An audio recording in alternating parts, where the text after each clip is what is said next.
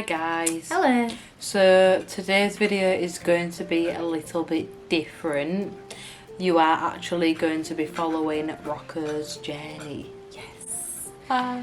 So we basically went and adopted a semi-feral kitten from the Hull Animal Welfare Trust, and it's usually full of like kittens and just cats that haven't had a great start and stuff like that, and some dogs. He's just behind us here. Hi, buddy. Hi. Yes, so we are 4 days in. 4 days, yeah. And he's doing amazing. He's doing so good, isn't he? So good. From when we went to go get him, I mean, I'd rang them already and we'd sort of had our hearts set on him, hadn't we? Yeah. And I rang them and I was sneaking off in the other room and I was ringing them saying, I want to get him for my girlfriend's birthday. And Leah was kind of like, what are you doing? I was like, nothing. But yeah, so... If I was him, he's still there. Yeah. So anyway, we knew that it'd be quite a challenge with him being semi-feral. He basically was 8 weeks. 8 weeks when he was found, and he was found in the really bad weather we had a couple of weeks ago. Yeah, like the Sorry, snow, my head's the just on my frost and face. stuff. Yeah, he was found at 8 weeks in the freezing cold snow. He was bald. He was covered in blood. We were told he was basically on death's door when they'd found him. And then we went to go see him, and when he's 4 months now. he's 4 months old. We went to go see him, and when we first walked into the cage, there was a little bit of hissing, and you know, a little bit of padding and backing into a corner. And then they told us that a woman came to view him, and because he hissed at her, she chose the kitten next door, which I just think is mean. Cats hiss. It's literally what they do. You will not pick a dog because it barked. So anyways, we was unaware that the woman could still hear us when we was in the cage with him. And The woman who works there, yeah, yeah. and we were talking to him and was like, you know, you look like you should be on the cover of a magazine. But as soon as I saw a picture of him, I fell in love, and I had my heart set on him. And then as soon as we got there and I seen him in person, I was like, yep, I need him. He's got to be. He's honestly, he's beautiful. Like, we got him home and he was a bit reluctant, wasn't he? And you know, he'd sort of back off anytime we went to try and stroke him. And it was more like if we left a room and then came back in, he'd be very like unsure and weary. But he's getting used to us now, and you know, he's been getting on our bed, hasn't he? Yeah. On a night, and just even if it's for a couple of minutes, just laying with us, which is like so nice. And it's definitely going to be a journey. Like, there's been moments where we've been like, oh my goodness, like, We've got our work cut out for us. yeah, because when you get a kitten, you can usually just pick them up and cuddle them, but with him, you can't really do that. He is getting better. We just keep picking him up and transferring him to in like really places. small bursts for like a second at a time, because he doesn't like being picked up. So we're trying to get him used to it by just picking him up for like a second and then putting him straight back down. But already in 4 days, he will let you stroke his tummy, which is obviously a really big thing for cats. He lets me massage his paws. I massage them with coconut oil to make sure they're soft. He lets me kiss his head. He now does this towards you for you to kiss his head, which I just think is adorable, because Ari does it, one of our other cats, and I just think it's the cutest thing in the world. He has started coming, like, if you don't give him attention, he's become really needy, Yeah. which I just think is so cute. And if you don't give him attention for a second, he starts following you, and he's just kind of like, why are you not stroking me? Because yesterday I had all your attention and now today I've got none. Yeah, so we try and give him like his space and stuff.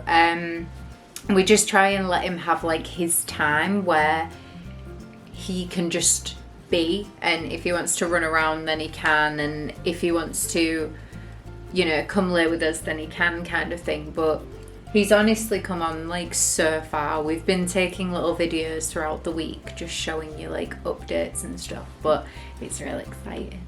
Yeah, we're very excited about it. Like Lisa said, obviously, my hair is super annoying today.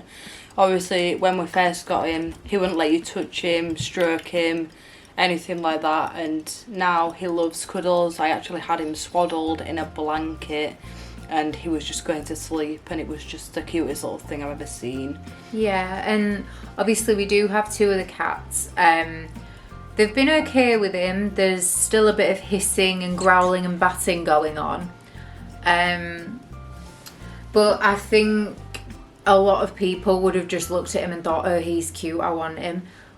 But as good as he has been, having a semi-feral cat is harder than just going and getting an 8-week-old kitten kind of thing. Like, I've had obviously Ali from 0 because it's Aria's baby, so she is like a baby, and you can just pick her up and, you know, fling her about, not like we do obviously, but you can just sort of pick her up and hold, like, handle her like a baby. Whereas he's a bit more unsure about it. He's not vicious like they made him out to be. When we went to go pick him up, the woman made out like he was a monster. It said on his profile on his door that he's attacked 7 members of staff. And she was really uncomfortable the fact she didn't have long sleeves gloves to put him in a carrier. Are you looking for him there? Oh, is he? Yeah, she made out like he was extremely vicious, which I thought was really weird because it makes you wonder how have they been handling him for him to attack 7 members of staff. Like, that's just not normal. Sorry. I'm playing with the cat. What did I just say? How she made out that he's attacked 7 members of staff, like that's just not normal. You say something. Yeah, so I feel like if nobody had told us he was semi-feral, we wouldn't have even had that inkling. He is very nervous. I don't think he's semi-feral at all. I just think he's scared. I think he's had a very difficult start, one that most kittens wouldn't have had. And the fact is, he is a Seal Point Siamese cross ragdoll, which is a really, it's quite a pricey breed of cat. So we think that he probably escaped from a litter. Yeah. And he's kind of got out that way, because even if you didn't want a cat like that, you would more than likely sell them. It's okay, baby. You'd more than likely sell them. So yeah, he's definitely, I'd say, more anxious. Like, we popped out the other day and we were gone maybe an hour. Yeah. And we came back and he was just this cowering little thing in a corner. So we've decided that for the foreseeable future, we're not going to be leaving him for any sort of period of time. Maybe an hour here and there is okay, but for us, his progress is a lot more important than anything else that we could be doing. Like, so people are just going to come and see us, and I think that's going to do him a lot of good as well, to see different people, smell different smells, hear different voices, that kind of thing. Just with the amount of progress he's made in 4 days, I genuinely believe that in 2 weeks' time he's going to be a completely different cat.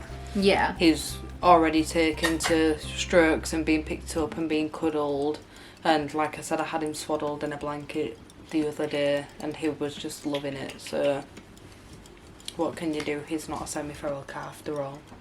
Yeah, he's just had a really hard start.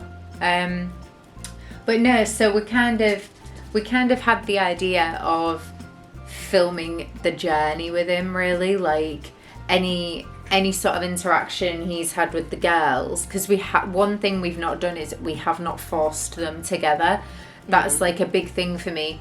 When we got him home, I left the carrier closed for a little while because he was quite happy in there, and we let the girls sniff the carrier and stuff like that. We just have not forced them on each other, and like I said, we're 4 days in. Is it 4 days? 4 days. We're 4 days in, and the girls are like going to him and sniffing him, and one time they'll touch noses and be fine. The next time they'll hiss. It's just part of how it goes. But no, it's going to take a lot of patience, because I look at him sometimes and I'm like, I just want to pick you up and cuddle you. And he might be okay with it for a second, but then it could be an episode like the other night where we went to pick him up and the noises he was making were horrendous. He's definitely scared and nervous. Yeah, it was like terrifying. And Leah said, what did you say? Have we adopted a dinosaur? Have we adopted a dinosaur? He was like, and I was like, like what squawking. It was really weird. But yeah, so we're not going to put him under any sort of stress that he doesn't need to be under. We're just taking it a day at a time. She's sniffing his bum.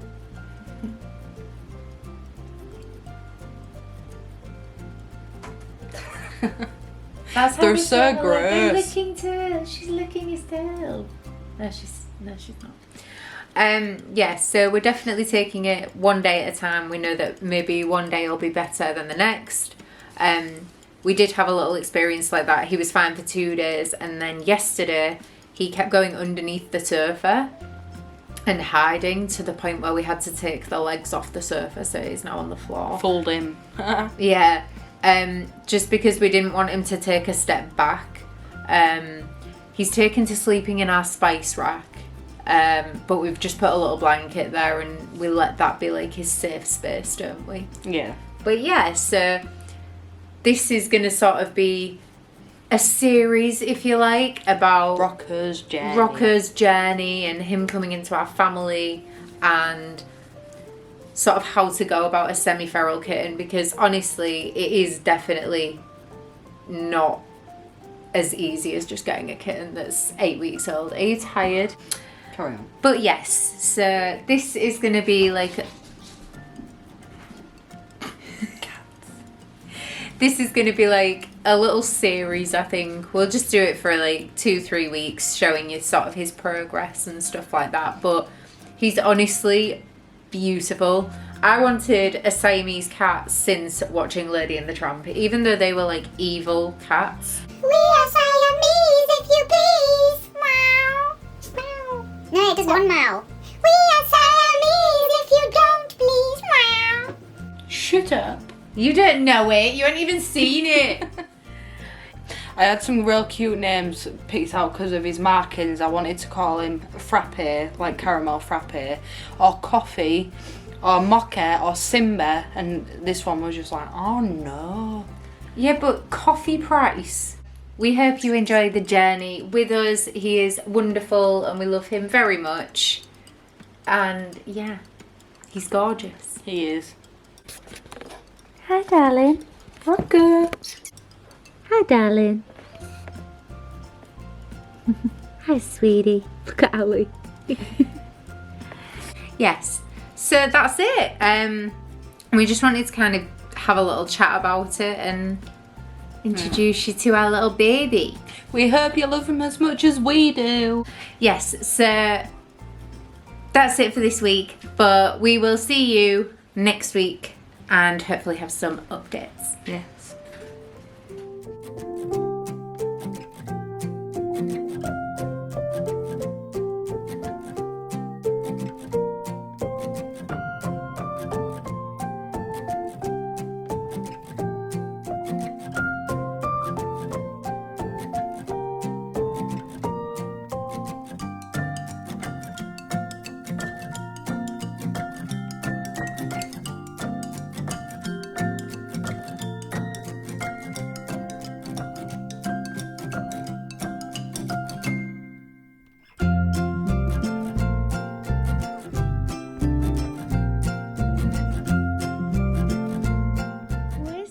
Semi-feral cat. Where is he? I could have swore we bought a semi-feral cat. Hey? Oh, thank you.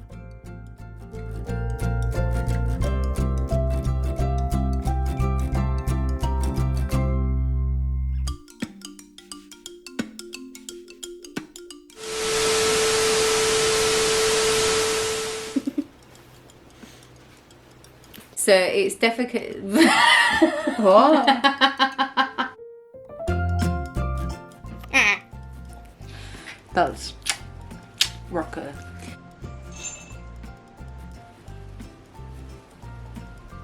Right. Yes. Yes, So. So it's going to be a little bit more tricky. Oh my! Yeah, so we have.